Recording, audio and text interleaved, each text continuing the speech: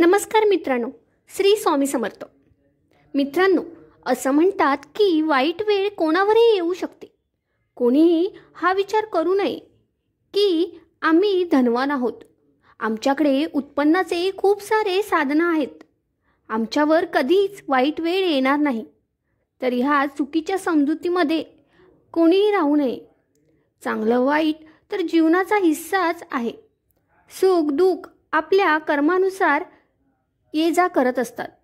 फक्त समजूतदारपणा तर ह्यामध्ये आहे की आपल्याला हे समजायला हवं की जेव्हा चांगली वेळ चालू असेल तेव्हा आपण कसे वागायला हवे, आणि जेव्हा वाईट वेळ चालू असेल तेव्हा त्याच्यातून लवकरात लवकर कसे बाहेर निघता येईल. विश्वास ठेवा मित्रांनो, जर तुम्ही चांगल्या वेळेत योग्य प्रकारे जगणं शिकलात तर अशा वेळी वाईट वेळ येण्याची संभावना खूप जास्त कमी असते. नेहमी लोक चांगल्या वेळेतच चुका करतात, ज्यामुळे त्यांच्यावर वाईट वेळ येत असते. असं म्हणतातच की सुखामध्ये लोक बेफिकीर आणि आळशी बनतात, आणि आपल्या ह्या चुका आपल्यावर वाईट वेळ घेऊन येतात. त्याचबरोबर हे सुद्धा तितकंच सत्य आहे की मनुष्याच्या पूर्वकर्मामुळे त्याच्यावर वाईट वेळ येऊ शकते.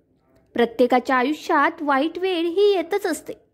देवावर सुद्धा वाईट वेळ ही आलीच होती, मग ते प्रभू राम असोत की भगवान श्रीकृष्ण. महाशक्ती संपन्न पांडवांनी सुद्धा वाईट दिवस पाहिले होते. सर्वांनी त्यांच्या जीवनात वाईट वेळ ही पाहिलीच आहे, मग ते मानव असोत, देव असोत किंवा दानव. मग अशा वेळी प्रश्न असा उपस्थित होतो की आपण या वाईट वेळेतून बाहेर कसे निघू शकतो. कोणत्या खबरदारी वाईट वेळ चालू असताना आपण घ्यायला हव्यात, कोणकोणत्या गोष्टी आपण सांभाळून ठेवायला हव्यात, ज्या वाईट वेळेतून निघण्यासाठी आपली मदत करतील.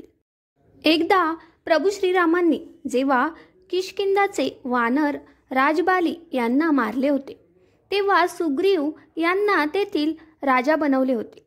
राजा बनल्यावर सुग्रीव राजभोगांमध्ये डुबू लागला. तो हे विसरला की मला प्रभू श्रीरामांची पत्नी सीतामाता यांना शोधायचे आहे. हे सुख आहेच अशी गोष्ट जी मनुष्याला बेफिकीर आळशी बनवते. लक्ष्मण यांनी जेव्हा सुग्रीव यांना धमकावलं तेव्हा सुग्रीव यांना त्यांनी प्रभू श्रीरामांना दिलेलं वचन आठवलं. असं म्हणतात की समोर भीती किंवा दुःख असेल तेव्हाच मनुष्य विचार करतो, सुखामध्ये तर तो विसरून जातो. तेव्हा प्रभू श्रीराम यांनी सुग्रीव यांना समजावून सांगितलं, हे मित्रा, सुख प्राप्त झाल्यावर मनुष्याने हे विसरू नये की आता त्याच्यावर कधीच दुःख येणार नाही. सुखामध्ये असताना सुद्धा त्याने दुःखासोबत लढण्याची व्यवस्था करतच राहायला हवी, आणि जी लोक असे करत नाहीत तेच सर्वनाशाला प्राप्त होतात. या विषयामध्ये मी तुला एका चिमणीची गोष्ट सांगतो. खूप जुनी अशी गोष्ट आहे. एका जंगलामध्ये एका चिमणीचं घरटं होतं. त्या चिमणीची 2 छोटी छोटी पिल्लं होती. ती चिमणी रोजच्या रोज बाहेर जायची आणि तिच्या पिल्लांसाठी दाणे घेऊन यायची. तिची 2 पिल्ले हळूहळू मोठी होऊ लागली, आणि काही दिवसानंतर त्या चिमणीची 2 पिल्ले सुद्धा तिच्यासोबत दाणे शोधण्यासाठी जाऊ लागली. वेळ जाऊ लागला होता. चिमणीची पिल्लं आता मोठी झाली होती. आता ती पिल्लं त्यांच्या आईवर अवलंबून राहिली नव्हती. दोघेही एकटेच दाणे मिळवण्यासाठी आता जायला लागले होते. एके दिवशी दोघेही पिल्लं दाणे शोधण्यासाठी बाहेर निघाले होते. दाणे शोधता शोधता एका पिल्लाला खूपच मौल्यवान असा मोती सापडला. त्याने त्याच्या भावाला सांगितलं, हे बघ भावा, मला काय सापडले आहे. असे वाटत आहे की ही खूपच कामाची अशी वस्तू आहे. आपण ही वस्तू आईकडे घेऊन जाऊया. तेव्हा दुसरा पिल्लू म्हणाला, अरे भावा, ही गोष्ट आपल्याला काहीच कामाची नाही. या गोष्टीमुळे आपली भूक भागणार नाही. तू ही गोष्ट फेकून दे आणि दाणे शोध. उगाचच नको असलेल्या गोष्टींच्या मागे तू का पडत आहेस. तेव्हा तो पहिला पिल्लू म्हणतो, नाही भावा, मी या आईजवळ नक्कीच घेऊन जाणार. होऊ शकतं आपल्याला ही गोष्ट उपयोगी पडू शकते आणि आपल्याला याबद्दल काहीच माहीत नसेल. मित्रांनो, अशा प्रकारे चिमणीचा तो पिल्लू मोती घेऊन त्याच्या आईजवळ पोहोचला आणि बोलला, हे बघ आई, आज मला काय मिळालं आहे. चिमणीने जेव्हा त्या मोत्याला पाहिलं तेव्हा ती म्हणाली, बेटा, हा तर खूपच मौल्यवान असा मोती आहे. अशा गोष्टी वेळेवर खूप जास्त उपयोगी पडतात. एवढे म्हणून चिमणीने तो मोती तिच्या घरट्यात सांभाळून ठेवून दिला. वेळ पुढे सरकत होता. एके दिवशी एक शिकारी जंगलामध्ये पक्ष्यांना पकडत होता. त्याने एका ठिकाणी खूप सारे दाणे टाकले आणि तिथेच त्याचा जाळ टाकला. पक्षी घेऊन त्या शिकाऱ्याच्या जाळ्यामध्ये अडकू लागले. त्या चिमणीची दोन्ही पिल्ले सुद्धा त्या जाळ्यामध्ये अडकली. आता काय केले जाऊ शकते? सर्व पक्षी त्या शिकाऱ्याच्या जाळ्यातून सुटण्यासाठी प्रयत्न करू लागले. तेव्हा त्या जाळ्यात अडकलेली मैना म्हणाली, मित्रांनो, मला तर असं वाटत आहे की आपण सर्वांनी मिळून या शिकाऱ्याजवळ आपल्याला सोडण्याची प्रार्थना करावी, कारण आपली छोटी छोटी पिल्ले घरट्यामध्ये आपली वाट पाहत आहेत. होऊ शकतं की ह्या शिकाऱ्याला आपल्यावर दया येईल आणि तो आपल्याला सोडून देईल.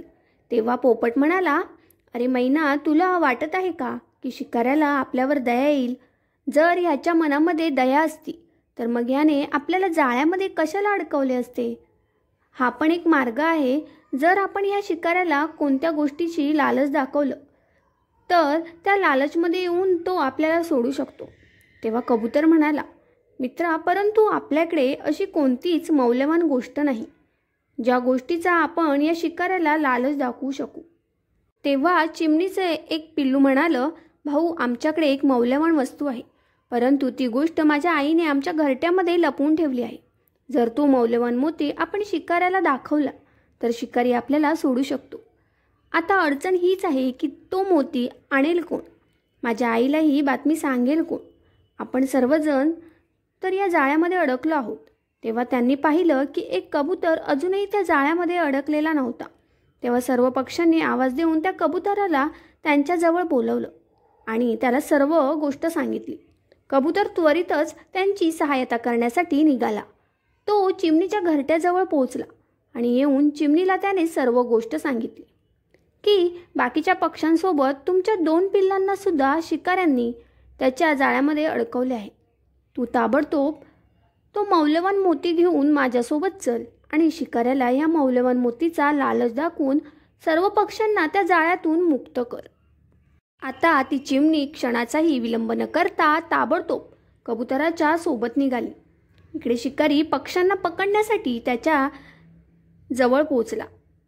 तेव्हा चिमणी शिकाऱ्याला तो मौल्यवान मोती दाखवत म्हणाली, हे शिकारी, जर तू सर्व पक्ष्यांना तुझ्या जाळ्यातून सोडवलेस तर मी तुला हा मौल्यवान मोती देऊ शकते. हा मोती खूपच मौल्यवान आहे. तुझं उर्वरित आयुष्य आरामात ह्या मोत्याच्या जीवावर व्यतीत होऊ शकतं. शिकाऱ्याने जेव्हा तो मोती पाहिला तेव्हा त्याच्या डोळ्यांमध्ये चमक आली. तो विचार करू लागला, खरंच हा मोती खूपच मौल्यवान दिसत आहे. शिकारी म्हणाला, हे चिमणी, जर तू मला हा मोती दिलास तर मी सर्व पक्ष्यांना मुक्त करेन. चिमणीसुद्धा हुशार होती. तिने विचार केला, जर मी हा मोती आधी शिकाऱ्याला दिला तर तो मला फसवू शकतो. जर असं केलं तर मोती पण जाईल आणि सर्व पक्षीसुद्धा मारले जातील. चिमणी म्हणाली, हे तू सर्वप्रथम सर्व पक्ष्यांना मुक्त कर. जसे सर्व पक्षी वर उडतील तेव्हा मी हा मोती खाली टाकेन. शिकाऱ्याला माहीत होतं की पक्षी कधीच खोटं बोलत नाहीत. त्याने सर्व पक्ष्यांना मुक्त केलं. त्यानंतर शिकारी चिमणीकडे तो मोती मागू लागला. चिमणी विचार करू लागली, आज या मोत्याने पक्ष्यांचे प्राण वाचवले आहे. जर हा मोती आज माझ्याकडे नसता तर या सर्व पक्ष्यांना त्यांचे प्राण गमवावे लागले असते. हा मोती तर आमच्या खूपच गरजेचा आहे. एखादं संकट आलं तर त्या संकटातून हा मला पुन्हा कधीतरी सोडवू शकतो. त्यामुळे अशी मौल्यवान वस्तू तर आमच्याजवळ असायलाच हवी. चिमणीने आणखीन एक विचार केला, हा शिकारी तर सर्वांना त्रास देत असतो आणि म्हणूनच हा मोती मी ह्या शिकाऱ्याला देणार नाही. चिमणी म्हणाली, हे शिकारी, तू खूपच निर्दयी आहेस. तुला आमच्यासारख्या छोट्या जीवावर दया येत नाही आणि म्हणूनच मी तुझ्यावर कोणतीच दया दाखवणार नाही.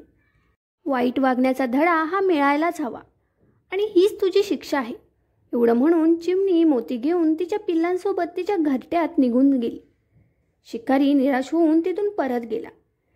चिमणींची पिल्लं म्हणाली, आई, तू तो मोती त्या शिकाऱ्याला का दिला नाहीस? या मोत्यासाठीच तर त्याने आम्हाला मुक्त केलं होतं.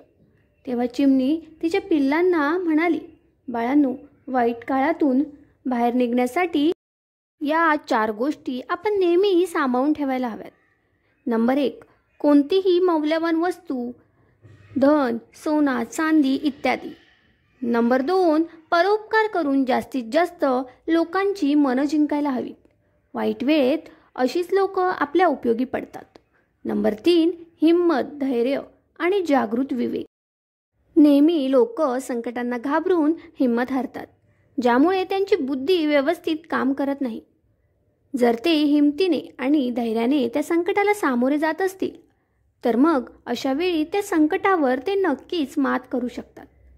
नंबर 4, नातेसंबंध नेहमी टिकवून ठेवावे आणि वाईट वेळेसोबत 2 हात कसे करावे याचा अभ्यास नेहमी करत राहावा. असं म्हणतात की सुखांचा उपभोग घेता घेता मनुष्याची दुःखांसोबत लढण्याची शक्ती कमी होत जाते आणि म्हणूनच जीवनामध्ये कठीण संघर्ष नेहमी करत राहायला हवा. मित्रांनो, आशा आहे तुम्हाला ही कथा नक्कीच समजली असेल. मित्रांनो, व्हिडिओ आवडला असेल तर व्हिडिओला लाईक करा. भेटूया पुढच्या अशाच एका ज्ञानवर्धक व्हिडिओमध्ये. श्री स्वामी समर्थ.